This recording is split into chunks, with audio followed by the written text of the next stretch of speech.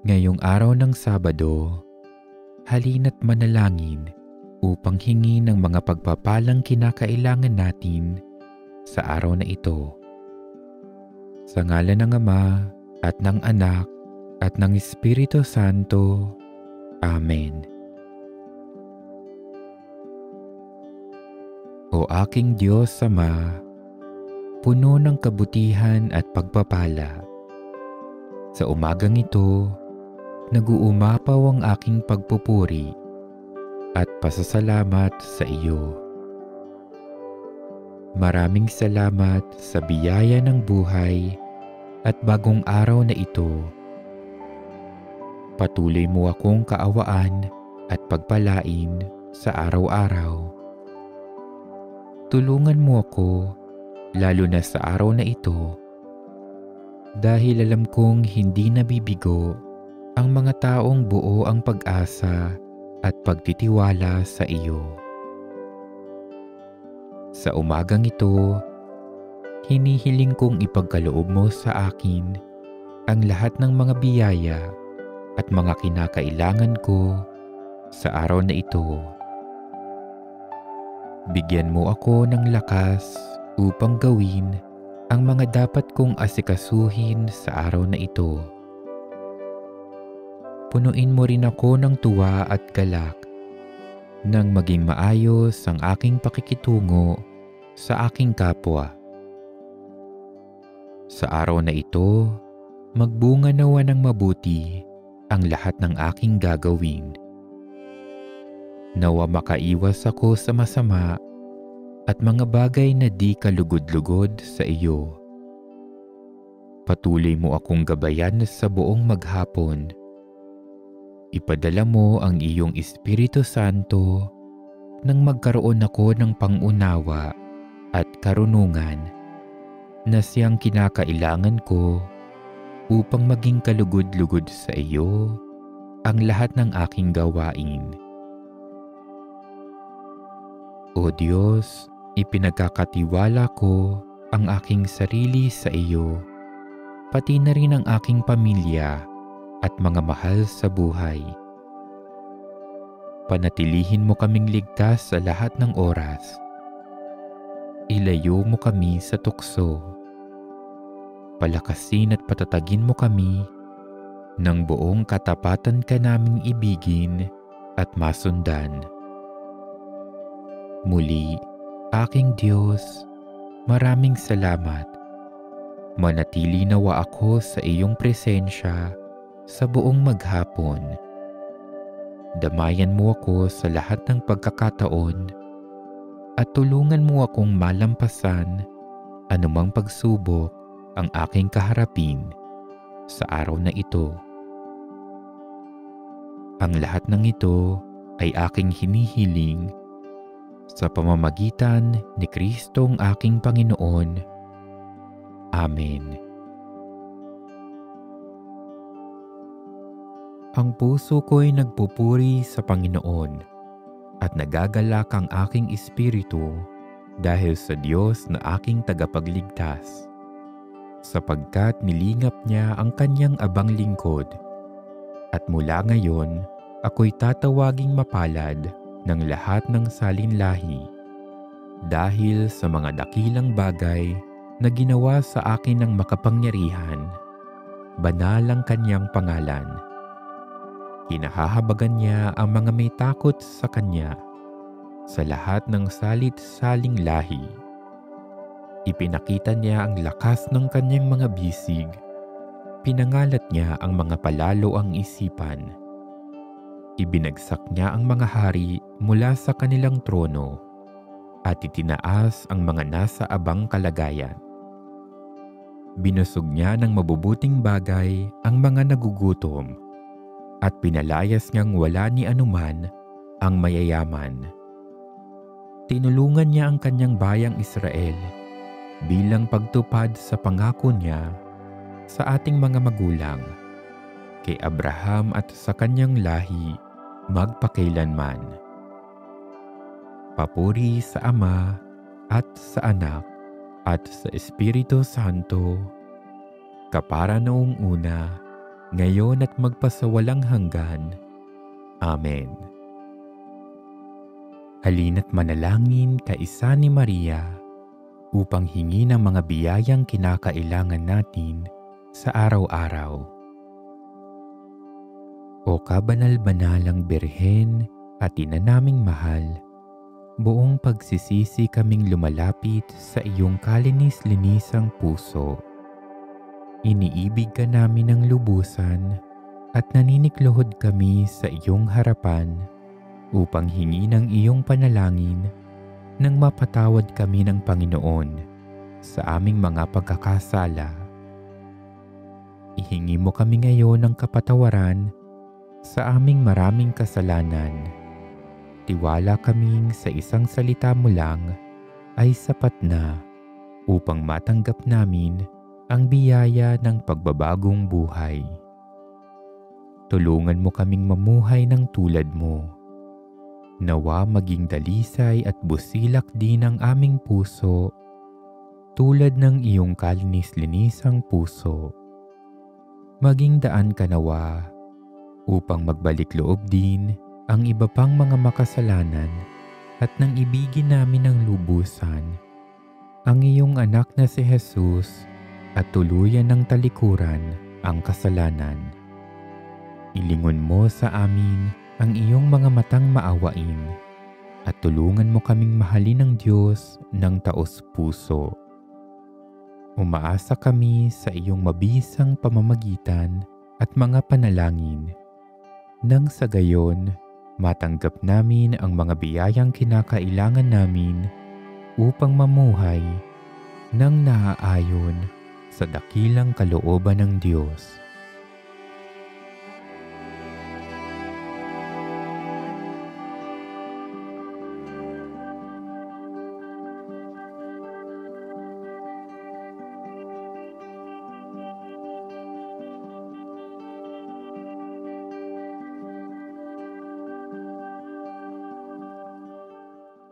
O Maria, makapangyarihang Birhen at Ina ng Awa, Reyna ng Langit at takbuhan ng mga makasalanan, inihahandog namin ang aming sarili sa iyong kalinis-linisang puso.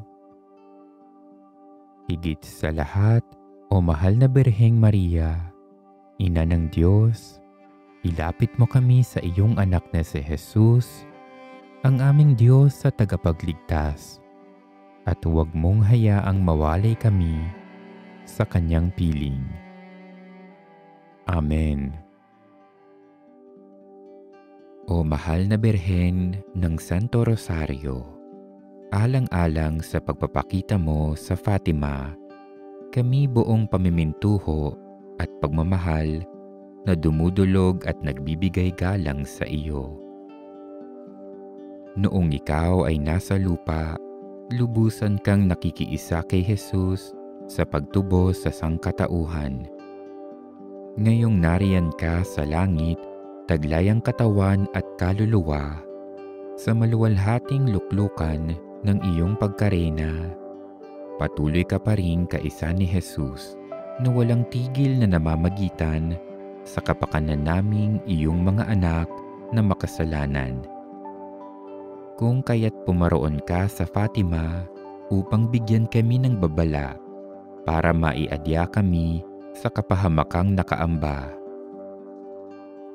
Narito kami ngayon, o butihing ina, na tumutugon sa iyong babala at kami taimtim na dumadalangin, buong katotohanang nagbabalik loob, nagbabayad puri sa napakabuting Ama sa langit at nagpapakasakit dahil sa karumal-dumal na mga pagkakasala ng sanlibutan.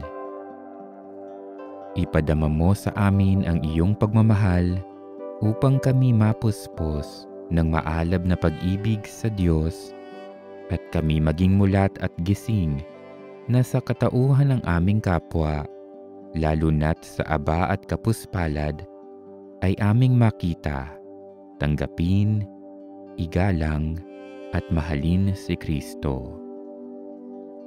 Pawiin mo sa amin ang kasakiman, ang kamandag ng pagkamakasarili, at pag-iimbot, ng pagsasamantala at pang-aapi. Ikintal mo sa aming puso ang hinahon, ang pagtitimpi at kababaan ng loob, upang tulad mo maihasik namin sa lahat ang kapayapaan, ang katarungan, pagmamalasakitan at pagmamahalan. Tanglawan mo kami ng liwanag ng pananampalataya upang sa lahat ng bagay, ang hanapin lamang namin ay ang lalong ikaluluwalhati ng Diyos at ang ikauunlad ng aming sarili, ng aming kapwa at ng sambayanan.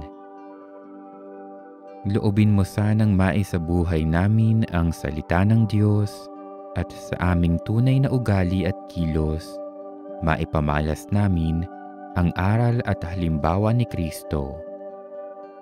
Itulot mong maipahayag namin sa aming kapaligiran ang magandang balita ng kaligtasan upang tunay na magkaroon ng Kristiyanong kapatiran. Inang Birhen ng Fatima, alisin mo sa aming mag-anak at sa lahat ng mag-anak ang pagkakawatak-watak. Pag-isahin mo kami sa pagkakasundo-sundo at sa pag-ibig sa kabanalan. Iligtas mo kami sa kapahamakan at lalong-lalo na igawad mo sa amin ang tanging biyayang kailangang-kailangan namin ngayon.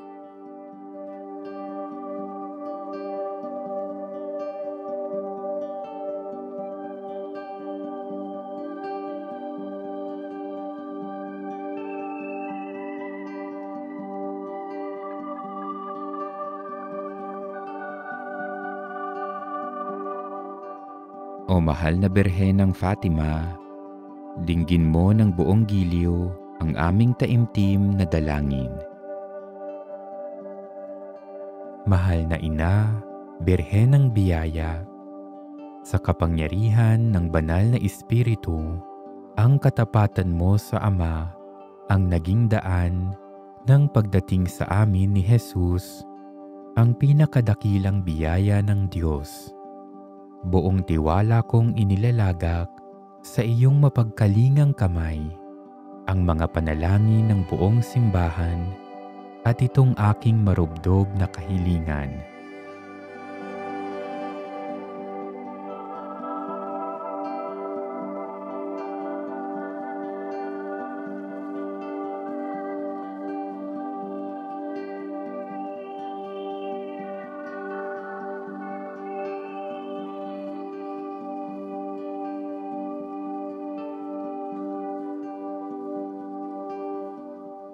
Mapagmahal na Ina, Birhen ng Biyaya, tulad mo, ipinapaubaya ko ang aking buhay sa karunungan at awa ng ating Ama.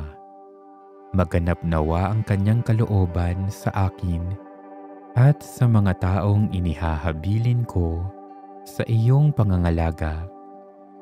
Kaisa mo, o Ina ng Biyaya, ako'y dumadalangin sa Ama, sa ngalan ni Jesus at sa tulong ng banal na Espiritu. O mahal na Inang Maria, Birhen ng Biyaya, ipanalangin mo kami at ang buong bayan ng Diyos. Amen. Aba po, Santa Mariang Hari, Ina ng Awa, ikaw ang kabuhayan, pag-asa't katamisan. Aba, pinananaligan ka namin. Ikaw nga ang tinatawag namin, pinapanaw na taong anak ni Eva. Ikaw rin ang pinagbubuntong hininga namin ng aming pagtangis dito sa lupang bayang kahapis-hapis. Ay aba, pintakasi ka namin. Ilingon mo sa amin ang mga mata mong maawain, at saka kung matapos yaring pagpanaw sa amin, ipakita mo sa amin ang iyong anak na si Jesus. Santa Maria, Ina ng Diyos, maawain, maalam, at matamis na Birhen. Ipanalangin mo kami, Santang Ina ng Diyos, nang kami maging dapat makinabang ng mga pangako ni Jesucristong aming Panginoon. Amen. Halina't magdebosyon at mamintuho sa ating patron, Padre Pio ng Pietrelcina. Mahal naming Padre Pio, sa loob ng 50 taon, binata mo ang mga sugat ng Panginoong Hesukristo. Buong puso mo itong tiniis bilang handog, alang-alang sa marami. Taglay-taglay ang korona ng tinik, patuloy ka pa ring nakikiramay, nangangaral at nananalangin para sa amin. Ipamagitan mo ako sa ating Ama sapagkat kayo na rin ang nagsabi na kung paano ang kwintas na perlas ay pinagdurugtong ng sinulid, ganoon din ang kabutihay pinag-uugnay ng pag-ibig. At kung paano nagkakawasak-wasak ang kwintas ng perlas kung ang sinulid ay napatid, ganoon din ang kabutihay nawawala kung nababawasan ang pag-ibig. O Diyos, ibinigay mo sa iyong santong si Padre Pio ng Pietrelcina, isang kaputsinong pari, ang malaking karangalang makibahagi ng katangi-tangi sa pagpapakasakit ng iyong anak. Ipagkaloob mo sa akin sa pamamagitan ng panalangin ni Padre Pio ang biyayang tunay kong hinihiling.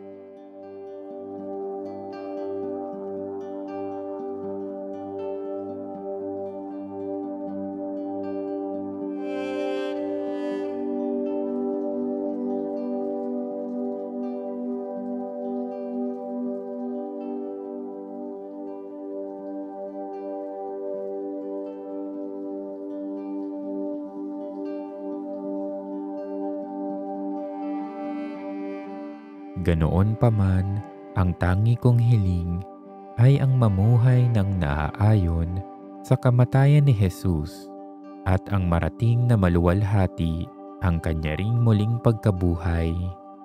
Amen. O Diyos naming Ama, ipinagkaloob po ninyo sa amin si Santo Padre Pio na maging tanda ng inyong presensya at daluyan ng inyong biyaya sa aming kapanahunan. Nawa, kaming mga inampon niyang mga anak ay matularan ang mga halimbawa ni Padre Pio at maging matapat na saksi sa misteryo Pascual ni Hesukristo na aming Panginoon. Sa pamamagitan ng kanyang pananalangin sa aming kabutihan, itulot mo po na kami rin ay maging kaaliwan ng mga nahihirapan, maging gabay ng mga naliligaw, at matapat na lingkod ng inyong simbahan. Hinihiling namin ito sa ngalan ni Jesucristong aming Panginoon. Amen. Sa ngalan ng Ama at ng Anak at ng Espiritu Santo. Amen.